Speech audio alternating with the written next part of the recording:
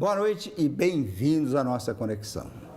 Nos Estados Unidos, o vírus Trump e a vacina Biden. No Brasil, as variantes da estupidez do B. Em Nova York, as luzes da pandemia. Aqui, Caio Blinder, Diogo Mainardi, Pedro Andrade, Angélica Vieira e nossos convidados, a economista Zeina Latif e o ex-ministro da Saúde, Luiz Henrique Mandetta. Agora, no ar para todo o Brasil, pela TV Cultura e emissoras afiliadas, conectados com o mundo pelo UOL, YouTube, Twitter e Facebook. E a meta desse programa de hoje, só temos vamos ter um palavrão, Trump. Você só pode falar uma vez. Zip. E o Diogo vai fazer só um elogio ao Bolsonaro, não pode fazer dois. Ô, Zeina, muito bem-vinda ao nosso programa. É um prazer grande ter você aqui. Demorou, mas estamos juntos. Então, vamos tratar você como um convidado do primeiro bloco. Mas depois disso, você vai entrar na roda com perguntas como se fosse da equipe. O Pedro, mais tarde, vai dar um perfil de um entrevistador famoso pelas perguntas simples e curtas. É o Larry King, que morreu essa semana. Então, o Larry King te perguntaria: Zeina, quem é a Zeina Latif? Bom, um prazer estar aqui com vocês. Olha, eu sou uma economista que tenta ajudar as pessoas a entenderem economia.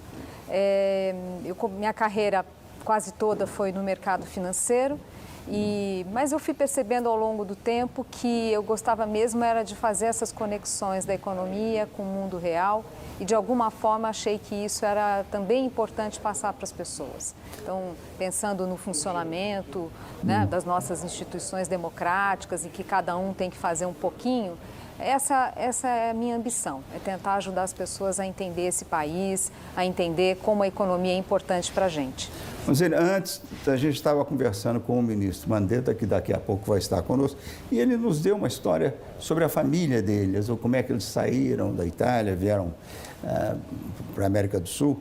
A sua origem, fala um pouco sobre a sua família. Tá, então tá. Bom, eu sou filha de estrangeiros, né?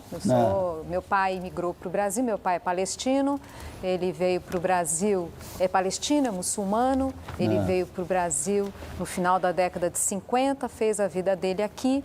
Do meu lado materno, apesar de eu não carregar o meu nome materno, mas é família portuguesa também de imigrantes, né?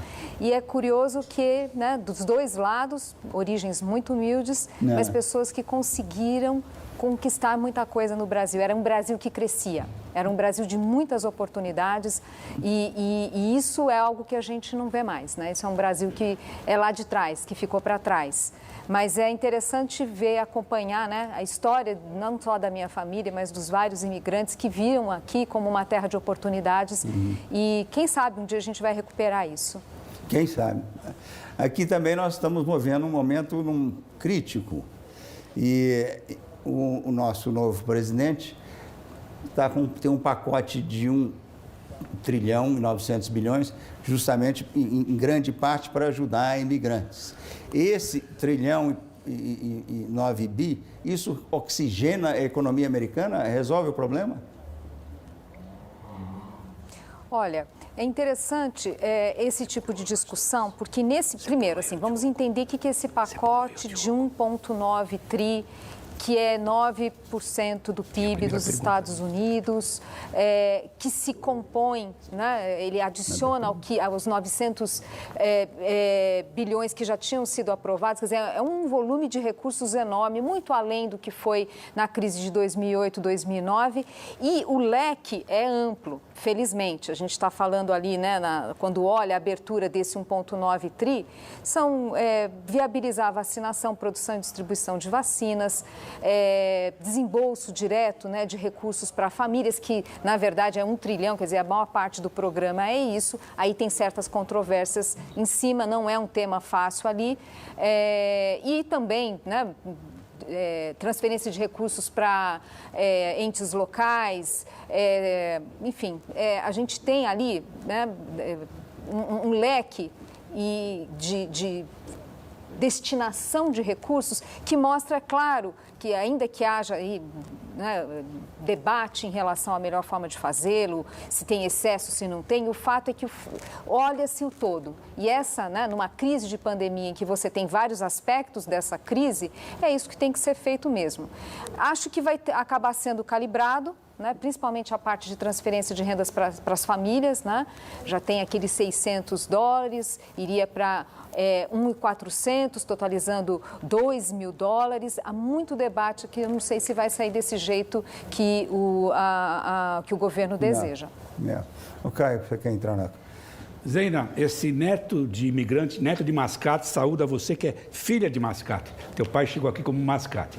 Mas vamos falar do presente.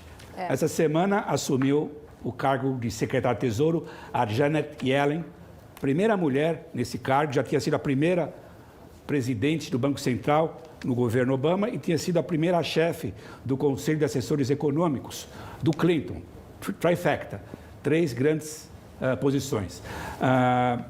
Tem uma situação engraçada, dizem que um dos motivos que o Trump não quis renovar o mandato dela para presidente do Banco Central porque ela era baixinha. Né? Queria saber se você acha, obviamente, se ela está à altura do cargo, ela é vista como uma pessoa certa, na hora certa, se você acha isso, e se ela é a pessoa certa para o Brasil, por exemplo, como que ela vai afetar o Brasil conduzindo a economia nessa época de pandemia e prometendo gastar muito dinheiro?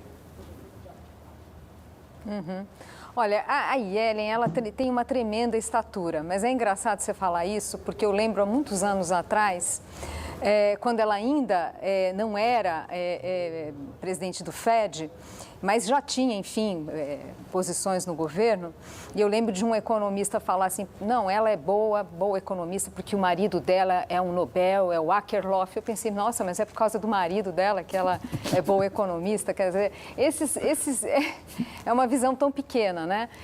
Eu acho que a Yellen, ela consegue ter uma visão muito ampla de economia, né? Tanto macro quanto passando com uma sensibilidade para temas microeconômicos. Ela tem esse pé, quer dizer, ela tem um lado prático, mas ela também tem referências da academia. Então, acho uma profissional muito completa. Então, acho que tem o lado técnico, mas também a sensibilidade que um gestor de política pública precisa ter. Né? E acho que ela traz muita confiança em função disso, né, para esse cargo de secretário do Tesouro, que tem tantas atribuições. Então, acho que tem uma tremenda estatura aqui.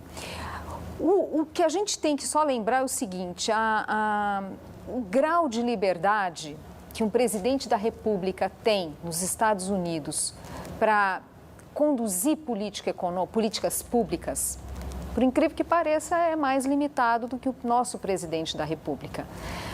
O respeito à separação dos poderes, independência dos poderes nos Estados Unidos é muito maior. As restrições na gestão do governo são mais limitadas. Então, esse é o primeiro ponto. Então, institucionalmente, você tem, né, um desenho institucional que limita a ação do governo, né? Por mais que você possa ter o presidente com discurso, mas o dia a dia ali, as instituições, elas por si só já delimitam bastante. Segunda coisa é que, diferentemente do debate aqui no Brasil, quer dizer, é claro que tem muito debate, eu citei ali a questão desse pacote de 1,9 tri, que tem ali um volume expressivo de recursos direcionados para a transferência das famílias, isso vai suscitar muito debate, né, no Congresso, mas o ponto é que é interessante como o debate econômico, na minha visão, nos Estados Unidos, é mais maduro, é mais racional, é menos extremo. Né? Então, por esse aspecto, é difícil a gente imaginar situações muito extremas ali. Né? Tanto pelo funcionamento das instituições pela lei escrita, mas também por aquilo que são os consensos, nos debates, enfim.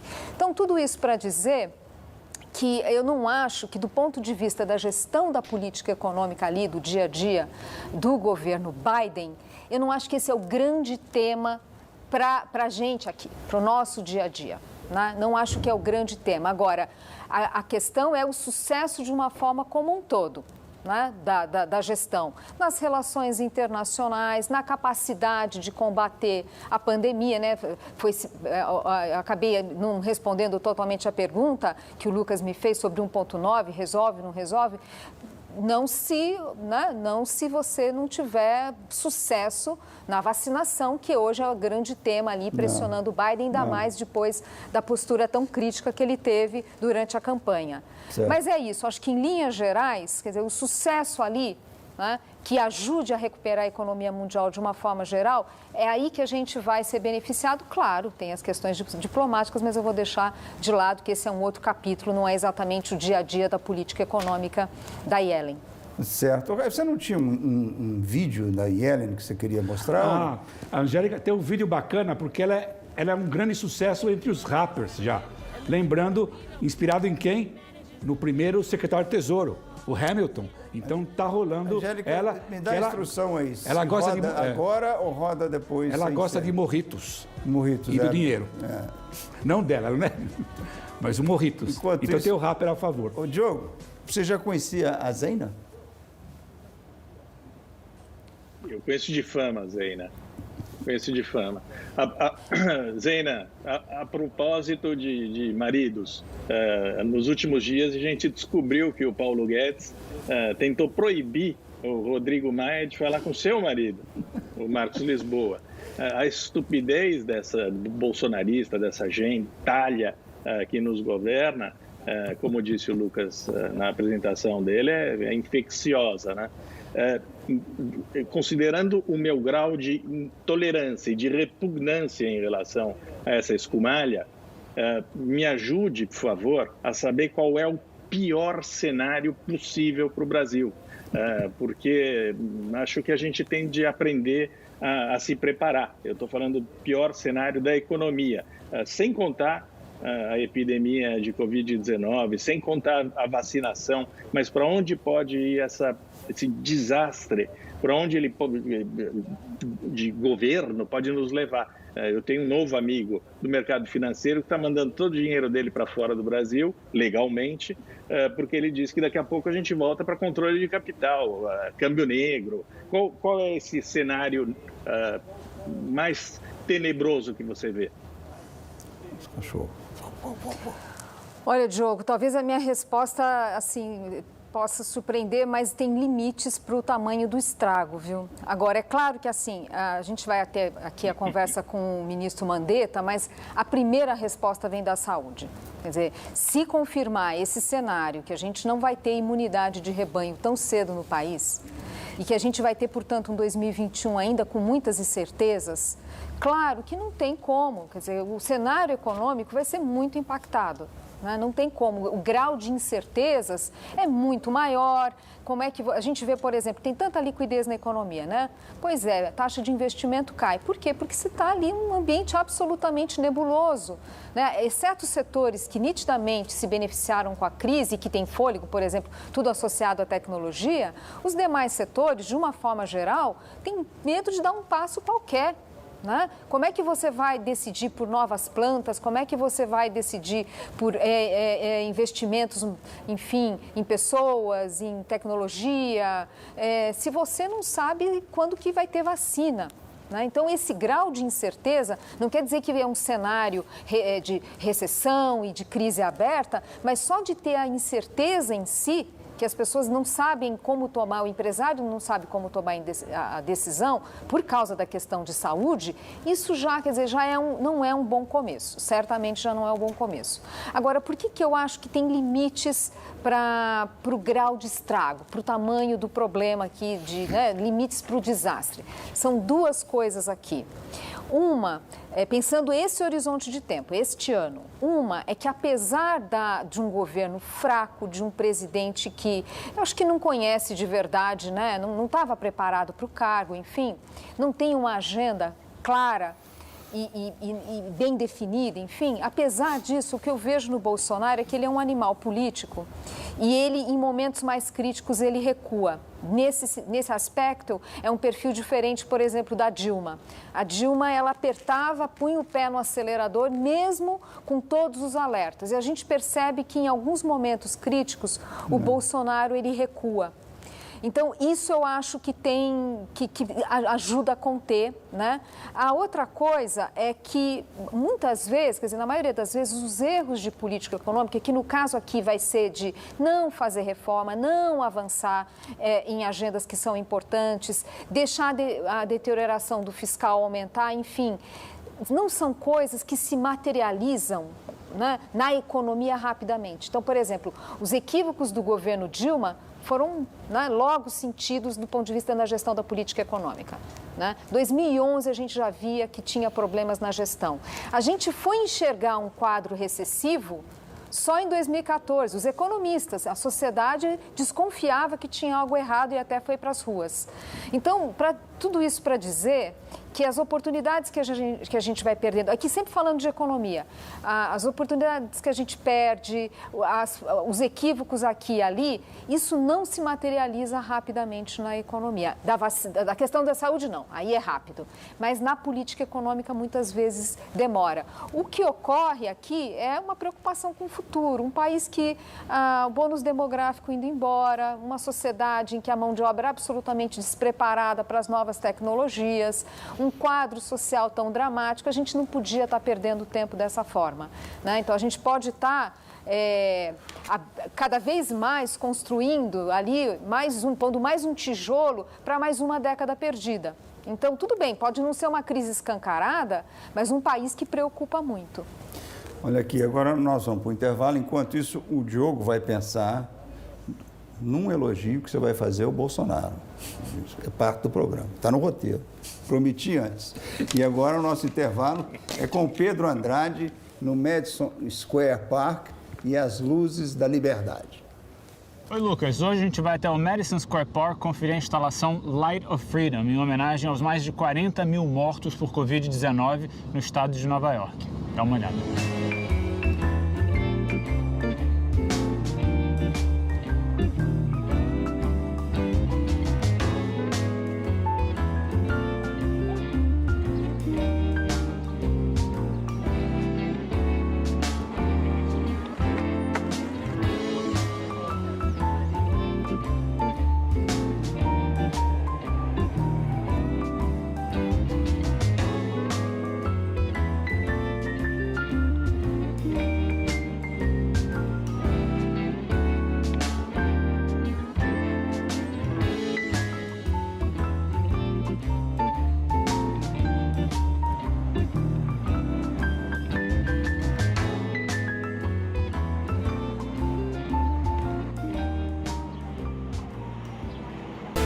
Estamos de volta com a economista Zeina Latif, que participa hoje como nossa convidada e parte desta bancada. Zeina, na próxima terça vamos ter uma eleição no Congresso. Qual é o seu candidato? Qual é o melhor candidato para o Brasil? Lira ou Baleia? Ou menos pior?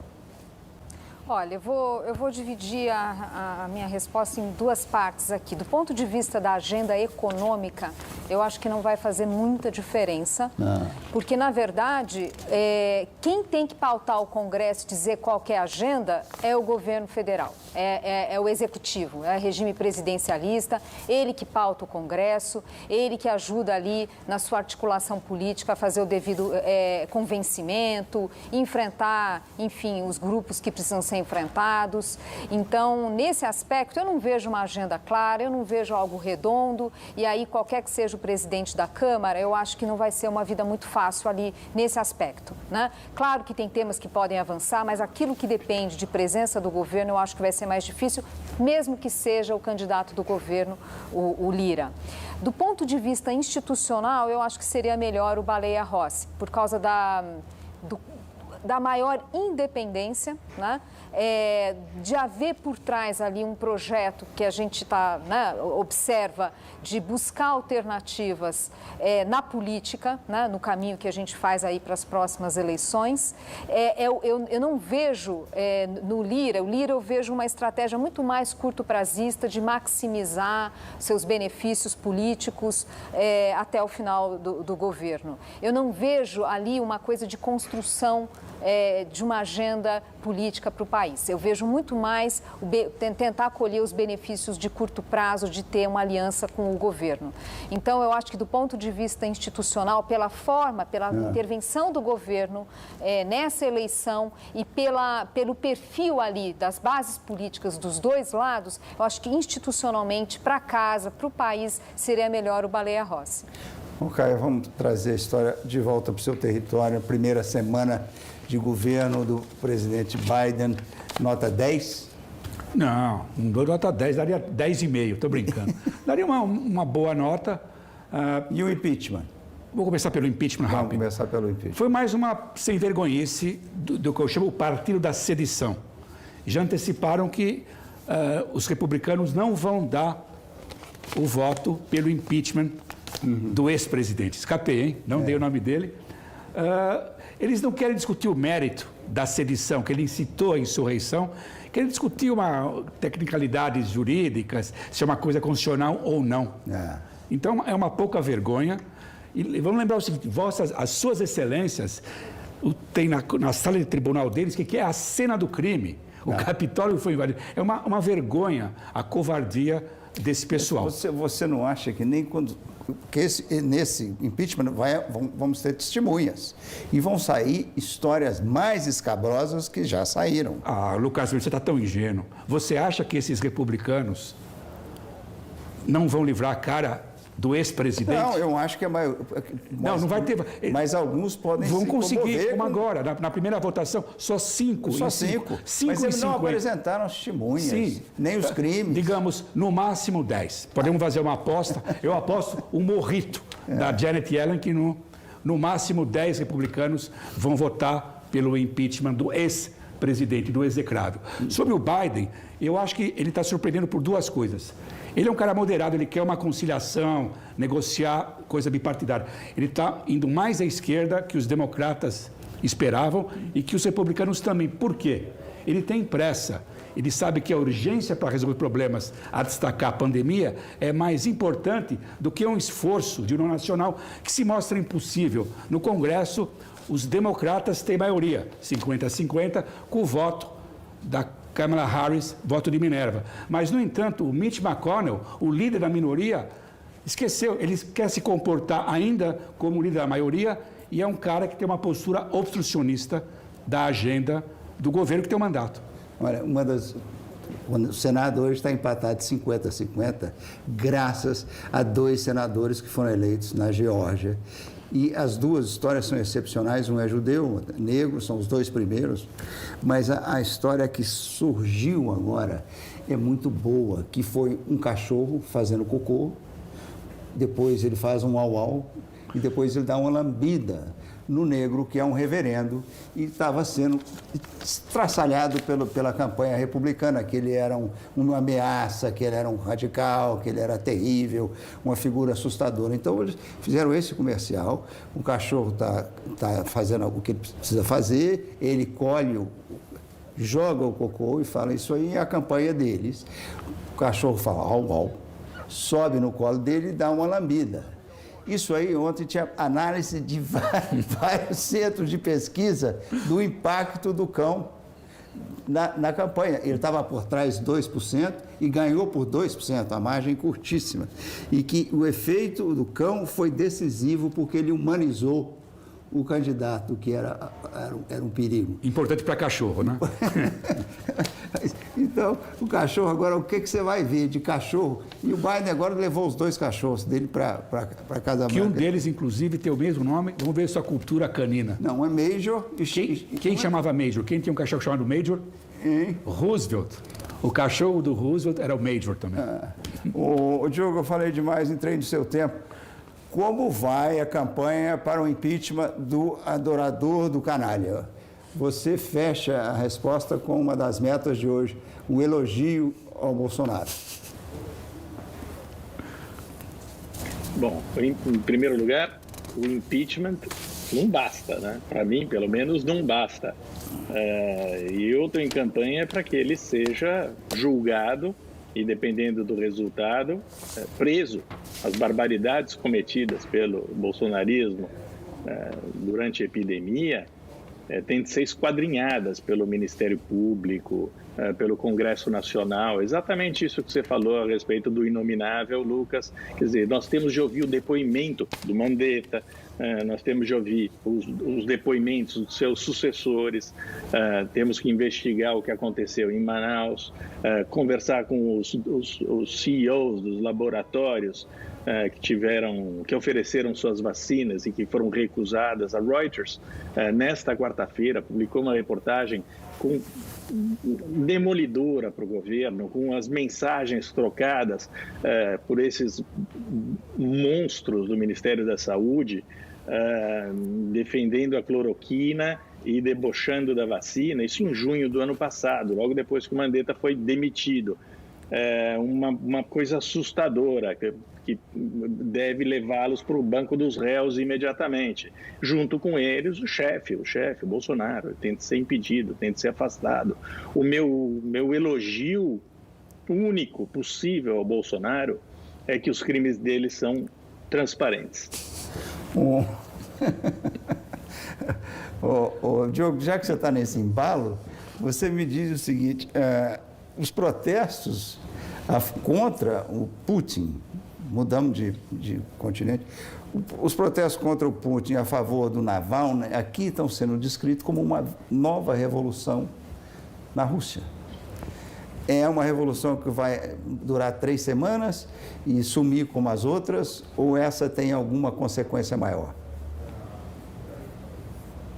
É possível que essa dure 2 semanas, né? Apesar da coragem física, moral do Navalny, que deveria ser recompensada com um movimento orgânico, duradouro, é difícil, neste momento, imaginar, por causa da epidemia também na Rússia, pelo controle despótico do Putin sobre tudo no país, é difícil imaginar que isso possa render alguma coisa, sobretudo porque o mundo está imobilizado também, né? A Merkel, quando teve que comentar, ela pesou, pôs na balança. De um lado o Navalny, do outro o gasoduto. O gasoduto pesou um pouco mais. Então o mundo está bastante paralisado, sem possibilidade de reagir. Ele está isolado, Navalny, coitadinho, e espera-se que ele não seja morto. Agora deve ser sob custódia do Putin, deve ser mais difícil matá-lo, pelo menos envenená-lo. Pelo menos isso. Vamos ver o que acontece nos próximos meses, anos. Sabe qual foi o maior crime do Navalny? Ele sobreviveu ao envenenamento. Não, mais de um. Não, esse foi o mais grave para o Putin. Ele sobreviveu. Agora, qual é o grau de felicidade do Putin com a segunda Revolução Americana, lá no Capitólio? Acima das expectativas, tudo o que está acontecendo, o Putin não sonhou que ia ser tão benéfico, porque não é que ele queria a eleição, o triunfo do execrável, mas ele queria ver esse país aos frangalhos, dividido como está, um país tribalista. O ex-partido republicano, hoje, é um partido que se comporta como um partido comunista na época do Stalin. Eles fazem expurgos de quem é a favor da democracia, quem foi contra o golpe. Está acontecendo esse tipo de coisa. Os eleitores republicanos vivem numa bolha de desinformação. As bolhas que o Putin ajuda a disseminar. Não podia estar melhor do que ele, quando 30%, no mínimo, dos americanos não acreditam, não aceitam que a eleição do presidente foi legítima. Não foi uma fraude conforme inventada pelo ex-partido republicano. Sabe o que está acontecendo aqui? O que acontecia na Rússia do Stalin, na União Soviética do Gorbachev, filho briga com o pai denuncia a mulher, a esposa. E a história dessa semana é de um garoto de 18 anos que denunciou o pai. O garoto chama Jackson Ferry. E o pai era membro de um grupo extremista chamado 3%. E tinha arma em casa e vivia dizendo barbaridades. E um dia disse para o filho, olha, se você contar que eu pertenço ao grupo, o que a gente faz, você será um traidor e eu vou te matar. O filho foi lá e contou para o FBI, meu pai está noutra. E isso foi antes do dia 6, antes do ataque ao Capitólio. Aí o pai sumiu no dia 6 e o pai estava lá atacando o Capitólio. O garoto deu uma entrevista para a CNN, falou, olha, Meu pai está lá e ele é louco. E sartou fora, não vai ficar dando sopa lá em casa, porque eles iam acertar. Alguém, o 3% ia lá com 100% de certeza de acabar com ele. Aí, então ele falou, bom, eu não tenho lugar para morar, eu não tenho como pagar minha escola comunitária. Ele falou, você vai no GoFundMe, vai lá e pede uma grana, uma ajuda aí. Ele achava que ia pegar uns 2, 3 mil dólares, entraram 58 mil dólares. Ótima e agora notícia. ele falou, não, agora eu vou para a universidade de verdade, em vez de ficar... Mas tem uma diferença, Lucas. Essa é uma delação do bem a favor da democracia. Pois é. A delação que havia na Rússia, no Stalin ou em Cuba é a favor de uma ditadura. Essa é a diferença. Mas vamos para o intervalo com a Angélica na Praça Lucas Mendes, também conhecida como Union Square. Essa aqui, ó, fica nesse cantinho aqui, depois você posta aqui, essa pracinha. Lucas, essa é a sua praça, a sua praia. Todo sábado é dia da Feira dos Fazendeiros locais, com os ovos de pata, os pães caseiros, mel, velas, verduras, plantas. Por isso, a organização Parceria Union Square apresentou o novo Plano Visão, que coloca as necessidades da comunidade, promovendo abertura, equidade, segurança e acessibilidade. Com a pandemia, os espaços públicos de Manhattan estão recebendo mais atenção, porque precisamos de espaço para manter o distanciamento seguro entre os pedestres, tirar os carros para colocar árvores, bancos e bicicletas. Vimos isso acontecer no Times Square e agora já transformaram a Rua 14 num corredor de ônibus rápido e eficiente. Vamos ganhar mais 33% de espaço, eliminando as ruas laterais. Tudo isso deve demorar uma década e custar 100 milhões de dólares com o apoio dos residentes, business e turistas. Com 182 anos, a Union Square precisa dessa reforma para poder servir melhor a vizinhança e a comunidade, que depende dela com as feiras dos fazendeiros e a feira de Natal. Historicamente, ela representa o espaço seguro para os ativistas. Um aproveitamento o ano inteiro será um excelente exemplo de como a estrutura dos parques sem fronteiras poderá ser aplicado a uma das praças mais icônicas da cidade. Essa visão do futuro vai se tornar realidade. Agora estamos de volta também com o ex-ministro da Saúde e ex-deputado Luiz Henrique Mandetta. Ele está lá em Campo Grande, no Mato Grosso. Bem-vindo, ministro. Doutor Mandetta, muito obrigado pela presença. Aqui, meu agora, querido... O seu fã-clube está todo reunido aqui. Agora é o seguinte, o paciente Brasil entra no seu consultório e fala, doutor Mandetta, qual é o meu problema? Qual de saúde? Hein? Quais dos indicadores de saúde dele? O que eles mostram? Eles mostram um paciente que tem uma doença em progressão, não controlada e que teima em não seguir as orientações mínimas de dieta, de comportamento, de repouso, e que quer negar a sua doença. Então, tem que abordar esse paciente junto com o psicólogo, divã, com tudo que tem junto para que ele possa aderir ao tratamento. Ele ainda está na fase de negação da doença. As pesquisas que saíram essa semana, com certeza, o senhor viu, que dão o ministro Mandetta, na época que comandava a luta contra o Covid, tinha 75% de aprovação. O atual, não sei se passa de 30%, se não me engano. Mas isso aí é um número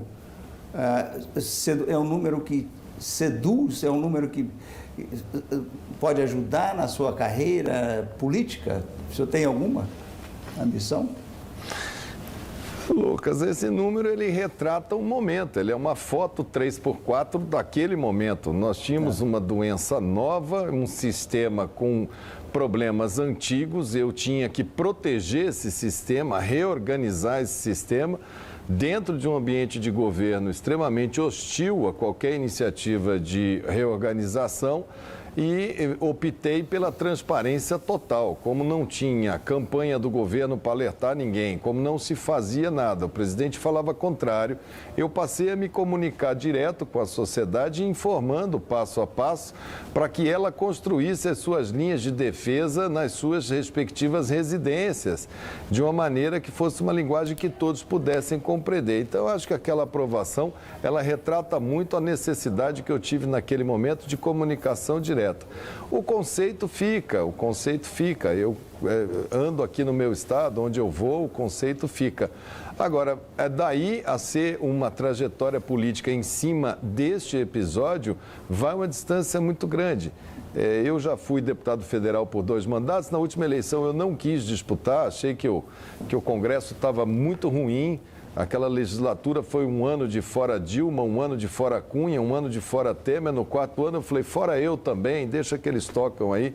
Então, para a gente participar, eu acho que precisa ter massa crítica, precisa ter muita gente disposta a construir uma nação, a começar. O conceito, a credibilidade está de pé. Não é fácil ser presidente do Brasil, não. Se um dia eu for candidato, eu vou ficar com pena dessa aventura, porque é uma trabalheira danada. Agora, não sei se já conhecia a Zena, que eu vou passar para ela daqui a pouco, só quero uma resposta bem curta. Dessas vacinas que estão aí, qual a sua preferida? O que o senhor gostaria de tomar? De uso individual, eu acho que a da Pfizer, com seus 94%, 95% de eficácia, é a que chama mais atenção individualmente. Agora, para um país como o Brasil, continental, que não tem como chegar a vacina a menos 70 graus em todos os rincões, a vacina, tanto da Corona quanto da AstraZeneca, que são de 2 a 8 graus, são aquelas que melhor se aplicam, e a que estiver disponível para mim eu vou tomar. Zena, você já conhecia o ministro? Ele é todo seu. Eu queria fazer 2 perguntas bem rápidas, assim. Primeiro, eu queria ter uma noção, assim, qual foi a grande dificuldade, de uma forma geral, de fazer um esforço coordenado com os demais entes da federação, quer dizer, o Ministério da Saúde, de fato, conseguir fazer esse esforço mais conjunto no país. O motivo da minha pergunta é que eu queria ter uma noção, assim, o quanto a gente deixou escapar pelos dedos, quer dizer, era tão difícil assim fazer, deixamos escapar pelos dedos, ou não? É uma coisa muito complexa que vai muito além da política, né? A segunda pergunta é mais técnica, a gente está ali contando vacinas a conta-gotas, mas eu vejo se falar muito pouco de taxa de perda, né? Perdas físicas, técnicas, e que pelo que eu consegui olhar ali de dados, a gente costuma ter perdas elevadas nas vacinações no Brasil quando é injeção, né? Acima do padrão da OMS. Enfim, fico um pouco preocupada, taxas muito elevadas significa que, além de não ter vacina, talvez a gente demore ainda muito mais para conseguir essa imunidade.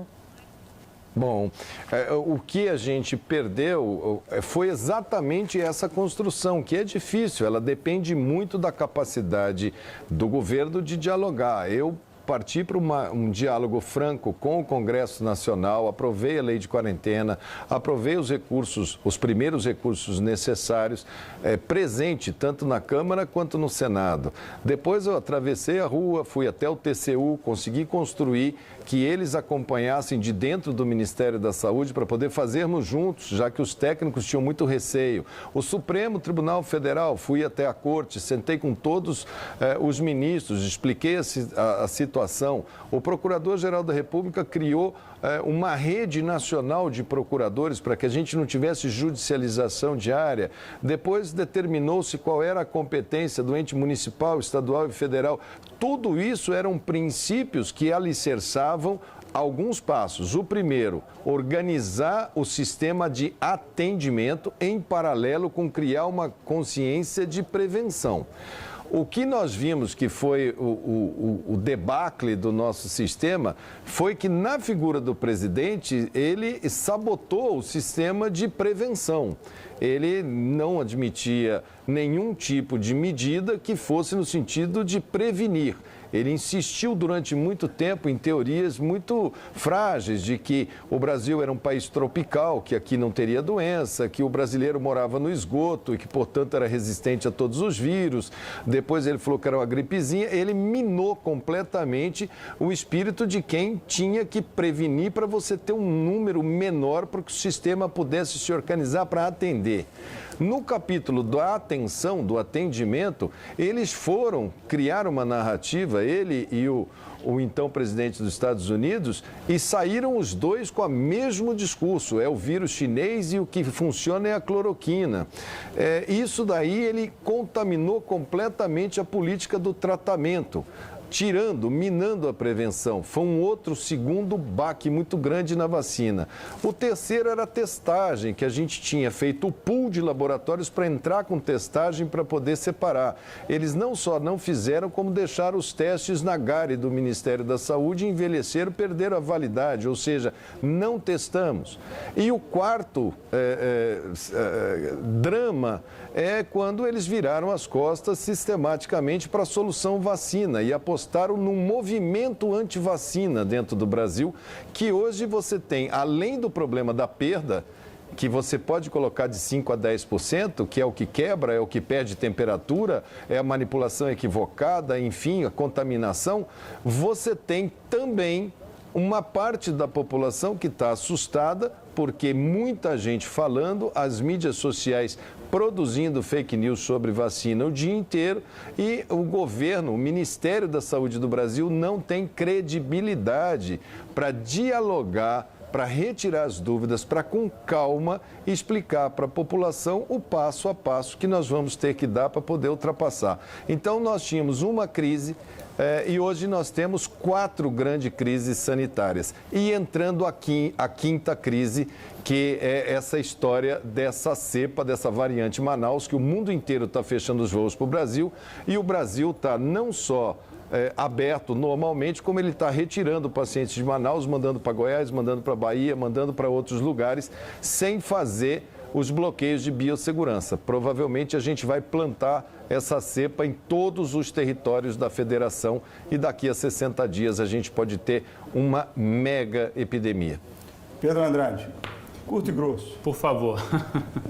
Ministro Mandetta, uma das atrações mais assistidas na TV americana essa semana foi uma entrevista com uma conselheira do Trump, doutora Deborah Birx. O que você está me apontando? Não pode falar o nome dele. Ah, não posso falar o nome do Trump, me perdoe. Enfim, a entrevista com ela, essa é uma mulher...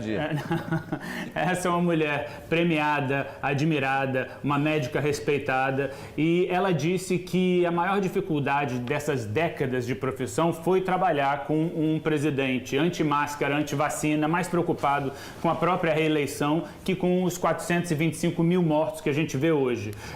Você, eu acredito, tem alguma familiaridade com essa posição.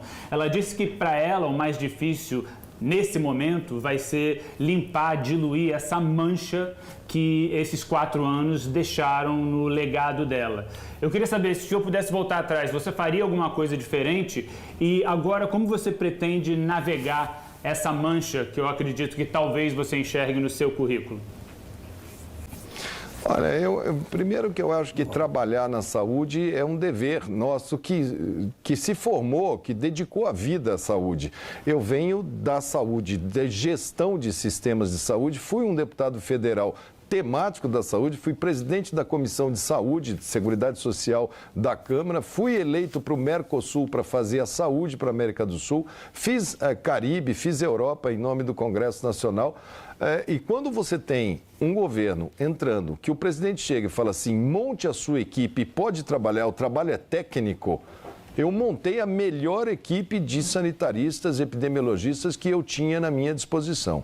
Agora, quando chegou na hora do trabalho técnico prevalecer, aí ele mostrou que ele não queria, que a conversa de que era um trabalho técnico era, na verdade, um engodo, porque ele não queria um trabalho técnico, ele queria tudo menos um trabalho técnico. Quando o técnico chegou, ele preferiu se guiar por pseudos técnicos que se travestiam de pessoas que falavam que ia ter 2.000 mortes, que ia acabar em 4 semanas, enfim, para justificar uma decisão política. Essa crise foi política. Então, nesse momento, eu tinha que permanecer ali dentro, apesar do presidente, porque as medidas precisavam ser tomadas naquele momento, sob pena de, na hora que o povão se contaminasse com a doença, na hora que ela chegasse na periferia das cidades, essa doença ela é uma doença infecciosa que entrou pelos ricos e depois contaminou os pobres no Brasil. Ela começou no Einstein, no Sírio-Libanês, em Ipanema, no Lago Sul. Quando ela entrou no povão, que ela chegou na Brasilândia, em São Paulo, que ela chegou na Ceilândia, em Brasília, você já tinha que estar minimamente organizado. Então, eu aturei aquele período todo, mesmo ele fazendo sistematicamente grosserias, violências contra o Ministério da Saúde, em nome de organizar minimamente. Quando ele me pediu para sair, eu já tinha feito, pelo menos, a primeiro terço já estava organizado. Depois, o que a gente viu foi uma intervenção militar burra, que culminou essa burrice agora com um inquérito no STF, em TCU, por conta de todos esses erros, porque tomaram medidas não técnicas e vão pagar um preço sobre isso. Antes de terminar esse bloco, ministro, há uma notícia grande essa semana sobre um tratamento que se é o mesmo tratamento que deram ao presidente Canalha e que deu certo, que quando é dado no começo da doença, ele tira a violência da doença, ele tira a violência do Covid. É um tratamento, é um anticorpo, chama monoclonal. O que é isso? Isso existe no Brasil, está à disposição do brasileiro, porque só foi dado aqui em situações especiais para presidentes e casos nobres. Lucas, é uma droga que ainda está na sua fase de estudo. O que se tentou no primeiro momento é pegar uma série de substâncias que já existiam, moléculas já existentes, e foram atrás para saber qual que tinha atividade contra o vírus. In vitro, quer dizer, no laboratório, no frasquinho de laboratório, várias matam o vírus. Se você jogar ali dentro cloro mata o vírus. Depois foram se tentando várias moléculas para as pessoas. Essa é uma droga da classe dos monoclonais que ela trata através de anticorpos que produziriam um efeito para barrar a entrada do vírus dentro das células. Mas ela ainda é experimental. A Alemanha, essa semana, Angela Merkel autorizou 200 mil doses para que a Alemanha comece a fazer uso. Nós temos pesquisa para teste, nós temos pesquisa hoje para remédio e nós temos pesquisa para vacina. A dos remédios, talvez essa droga seja mais promissora, mas ela ainda não está autorizada. Ministro, um prazer enorme ter o senhor aqui. Esse pessoal aqui é tudo fã. Quando é que o ministro Mandetta também é aqui?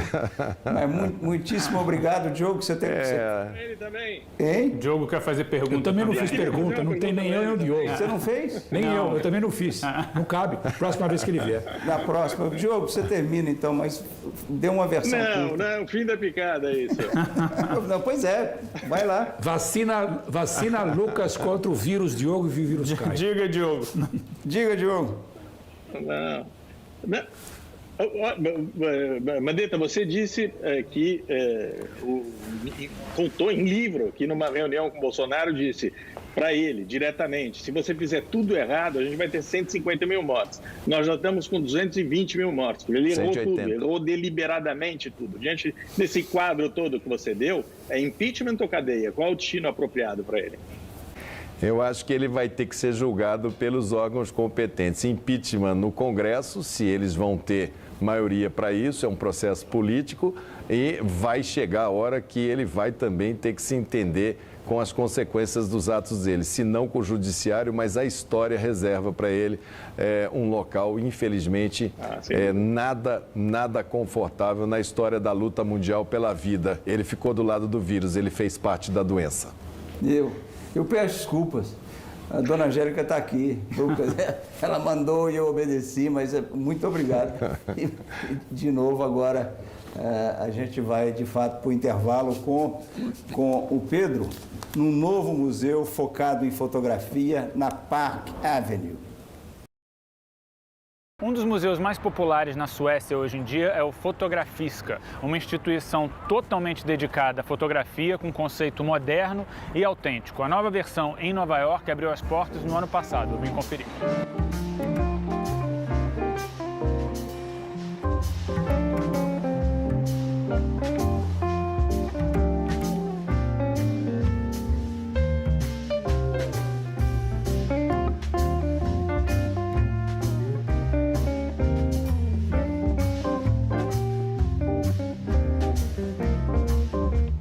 A intenção desde o início era que esse lugar fosse uma plataforma para vários tipos de fotografia. A gente está falando de um prédio que é tombado aqui em Manhattan, são 6 andares e eles não têm acervo permanente. Todas as exposições aqui são temporárias.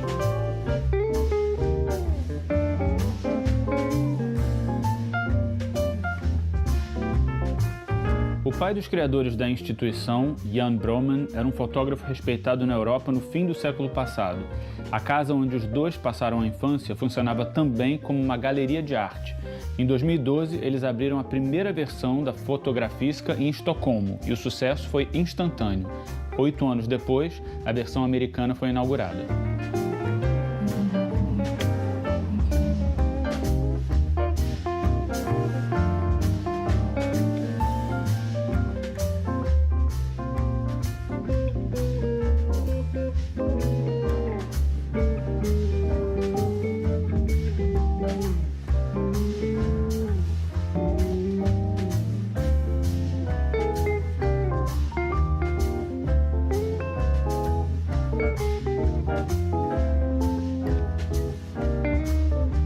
Vale destacar que ao longo do ano eles têm pelo menos 5 exposições simultâneas no museu.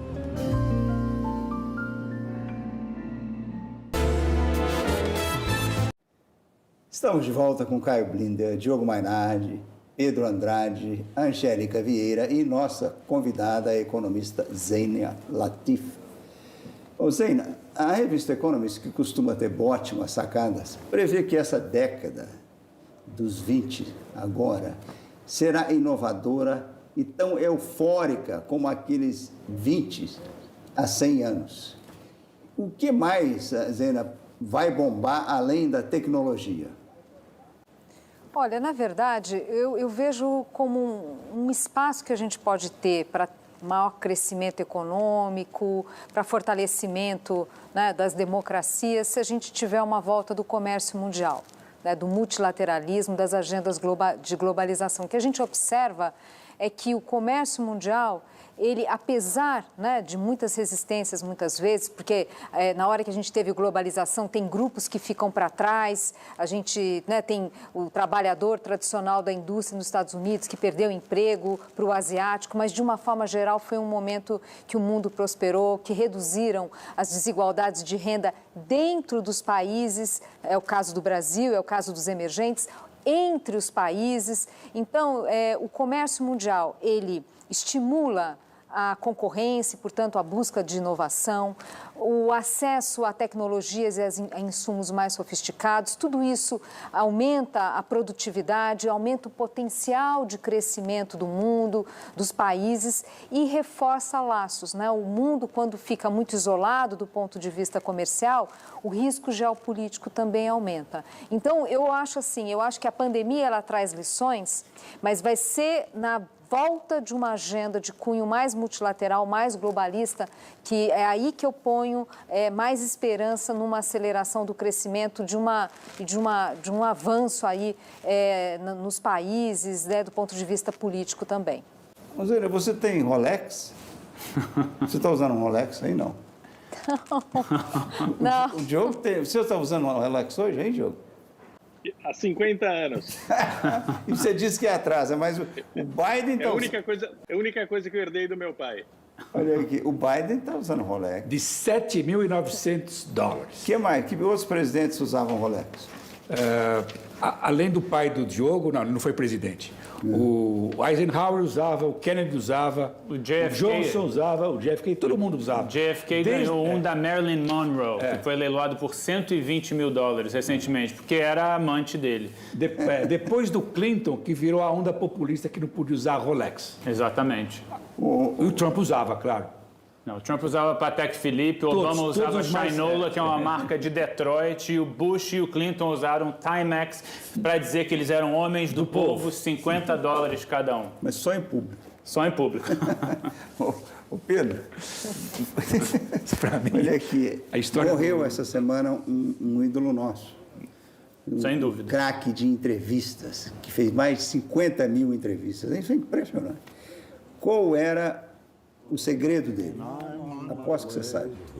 O segredo dele eram essas perguntas curtas, objetivas, não infladas, que permitiam os entrevistados protagonizarem aquele programa, brilharem naquela entrevista. Sem um jeito agressivo. É mais ou menos isso. Que eu gostava nele, duas coisas. Ele não se preparava para nenhuma entrevista. Maravilhoso. Ele achava que se ele fosse ler o autor que ele estava entrevistando, ia confundir a cabeça dele. Então, ele era uma tábula rasa. Chegava lá... E a outra coisa genial dele é o seguinte: quando eu estou falando, eu não aprendo nada. Que é o meu lema. Não, e essa curiosidade nata dele, essa disposição para perguntar por que você escreveu esse livro, sobre o que é esse livro, dava para ele a capacidade de falar com Mandela, Bush, Trump, Madonna, e a lista continua. Não importa se era alguém do esporte ou um político, ele encarava aquela entrevista com a mesma dignidade, respeito, e a mesma curiosidade mesmo, e modéstia, eu acho. Você sabe, um outro obituário, vou fazer curto, é um querido amigo chamado Augusto Valentim, que era um fotógrafo que mais fotografou provavelmente mulheres no Brasil. Era a especialidade dele na década de 50, 60, deve ter milhares de capas. O Valentim fazia as mulheres sexy numa coluna do Sérgio Porto, que era mais conhecido como, que era o pseudônimo, era Stanislau Ponte Preta, que era a coluna mais esperada na época da ditadura, nos 60 e 70, porque o deboche dele era incrível, eram as colunas dele e do Coni. Mas vamos falar de decoração na Casa Branca comigo ou não? Não, você vai falar sobre decoração na Casa Branca? Angélica, o Caio quer falar sobre decoração na Casa Branca. Tem coisas importantíssimas aconteceram na decoração da Casa Branca. Então diz... é boa história, mas é curtíssima. Eu tenho que despedir do Diogo e da Zena. Quem está por cima na Casa Branca primeiro é o Roosevelt, porque o quadro dele está em cima da lareira, agora, no lugar do Washington. E outra coisa importante, caiu o Andrew Jackson, que é a nota de $20, e ele botou o retrato de quem? Ben Franklin, um dos pais da pátria, amante da ciência, um cientista, um inovador, foi o papo com a Zena, e que foi o fundador do primeiro hospital nas colônias britânicas, e que era a favor da vacinação. E outra coisa importante que ele decidiu, o Andrew Jackson perdeu 2 vezes, perdeu o retrato e vai perder a cara dele na nota de $20, porque finalmente o Biden vai voltar ao plano anterior ao Trump, de botar a cara de quem? Da Harriet Tubman. A mulher abolicionista. E rapidinho... Você entende de esporte? Eu entendo mais de ciência. Não, eu entendo de esporte. Você sabe que durante a pandemia, a aposta em jogos explodiu. E quais são os 5 esportes? Vou te dar os 4 primeiro. Mais apostas. Basquete, futebol americano, o nosso futebol, o soccer e o tênis. Qual é o 5º esporte com mais apostas nos Estados Unidos? Eu vou ser transparente. Eu colei do papel do Lucas. Quem é o Eu sei a resposta. Eu não entendo nada de esporte. Não, é de apostas. É de apostas. Nem de apostas. E de hábito de ficar em casa. O esporte mais apostado é... Até a Zena joga. Golfe. Você joga ping-pong, Zena? Ping-pong. Você joga ping-pong? Você sabia? Muito mal. É o 5º esporte mais apostado. O dia inteiro tem ping-pong na televisão. Zena, muitíssimo obrigado, querida. A gente se vê em breve, outras vezes. Diogo? É isso Tchau, aí. velho. É isso aí, valeu. Me pulou no 4º bloco também. Queria me pular no 3º bloco e pulou. Ele tentou de pular também no 4º, não conseguiu. Eu entrei, senão ele ia me pular. Não estou gostando disso, não, Lucas. Ô, Diogo, no 4º bloco você não foi pular. Você ia pular nós dois outra vez. Fui pulado no terceiro, pulado no quarto bloco, eu não volto no próximo. Isso aí. Você não joga ping-pong, joga só pom. Angélica, você explica ao Diogo que você fica mandando. Olha aqui, não, estourou. Tá. Eu vou trazer o cachorro da Tabata. Vou pedir emprestado aquele cachorro e você vai ficar com ele aí dentro do estúdio. Quando o Caio passar de 1 minuto e meio, você solta o cachorro. E parabéns para nós, cumprimos as metas hoje. Não, Pedro rompeu a meta. Ele falou eu dei o cano no Diogo, foi terrível. Angélica, nenhum de nós, nem a Angélica, nenhum de nós, pode comer dentro de restaurante em Nova York. Mas temos outras opções. Essa semana é especial. Lucas, estamos na rua Gray Jones, esquina com Lafayette, em frente a um dos restaurantes que está participando da Semana do Restaurante em Nova York, a Semana do Preço Fixo. Dobraram os números de participantes. A situação está muito difícil, porque como convencer as pessoas a virem comer do lado de fora num dia tão frio? Sem precisar fazer reservas para almoço ou jantar e por $20,21 você pode comer os melhores pratos dos restaurantes mais caros, mas tem que levar para casa. Essa foi uma das indústrias que mais sofreu com a pandemia e a promoção do preço fixo, que faz 29 anos, foi cancelada no ano passado por causa da Covid. Essa será a primeira dose da vacina para salvá-los. Criatividade não falta, com cabanas, barracas e bolhas. O dono desse restaurante disse que essa é a 6ª vez que ele tem que reconstruir o seu espaço. Muitos deles tentaram se adaptar, mas não resistiram. As restrições para se comer dentro dos restaurantes podem mudar conforme o número de infecções. No momento, está proibido.